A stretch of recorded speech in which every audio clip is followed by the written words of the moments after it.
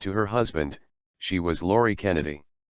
But to a dogged federal investigator, she is Jane Doe, a Texas mother who killed herself 3 years ago in her family's driveway after spending decades using stolen identities to erase a past that remains mired in mystery.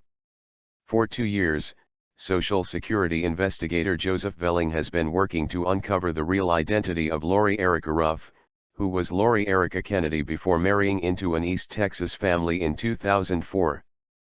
Prior to that, she was known as Becky Sue Turner, an identity forged with the birth certificate of a long-dead child. Velling, a seasoned government sleuth, has been stumped in figuring out the true name and background of this Jane Doe, who took on aliases with spy-like sophistication. She created a false identity for the sole purpose of getting lost in America, Velling told FoxNews.com. It must have been for some horrific reason, either she was running away from a crime or an abusive family or relationship. She wanted a complete break from her past, said Velling. By changing her name, she created a clean identity, a person with no past. The mystery surrounding Jane Doe's identity begins in May 1988, when the unknown woman requested the Bakersfield, California, birth certificate of a 2-year-old girl, Becky Sue Turner, who died in a 1971 house fire in Fife, Washington, Velling said. The woman used the birth certificate to obtain a valid Idaho identification card under the name Becky Sue Turner, issued on June 16, 1988, and bearing the photo of Jane Doe. In July 1988, she moved to Dallas, where, according to court documents, she legally changed her name to Lori Erica Kennedy. Days later, she applied for and received a Social Security number, a move that effectively erased her past. She obtained a Texas driver's license in 1989, listing her age as 19. She enrolled at Dallas County Community College in the fall of 1990 and eventually graduated from the University of Texas at Arlington with a business administration degree in 1997. By the time she married John Blakely Blake Ruff, of Longview, Texas, in January 2004, her phony identification was as solid as her real past was distant. The two moved to Leonard, about 60 miles northeast of Dallas and roughly 125 miles from Ruff's parents in Longview. The new Mrs. Ruff was an unusually private person, particularly around her in-laws, according to Velling, special agent in charge of the Social Security Office of the Inspector General in Seattle, Washington. When people made small talk with her, like asking where she went to high school, she would say, "It's none of your business." And she was aggressive about it, Velling said.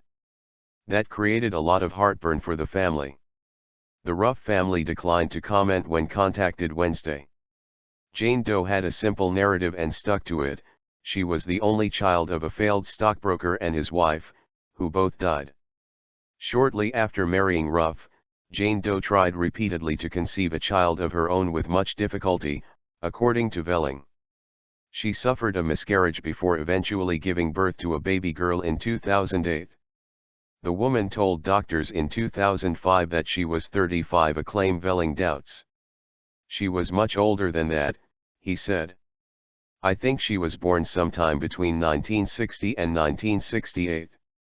Records gathered by Velling provide tantalizing clues.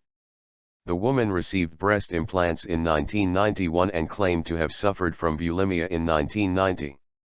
Her student loan applications listed 3 references, one of whom was a former classmate she had briefly dated.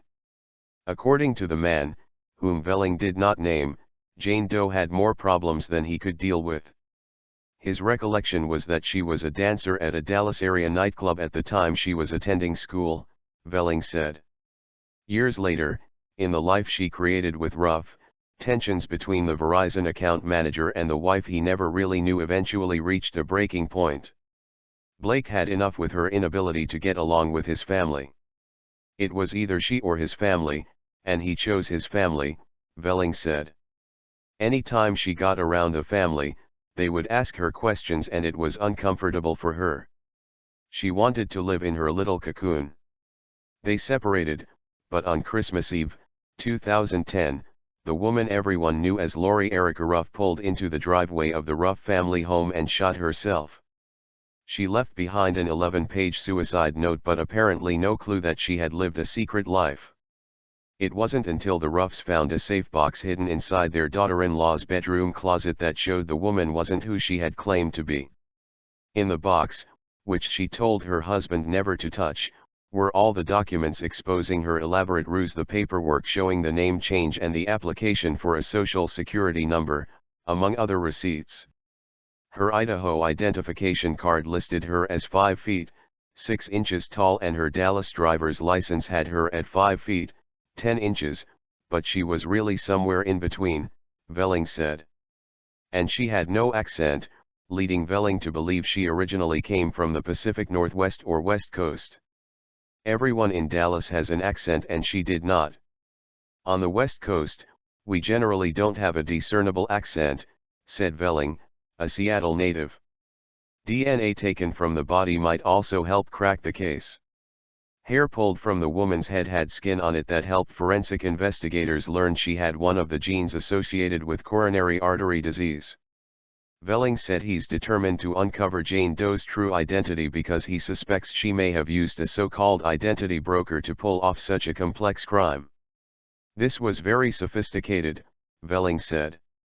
And she did it all pre-internet. She may have done this on her own, but it's possible she sought out one of these identity brokers.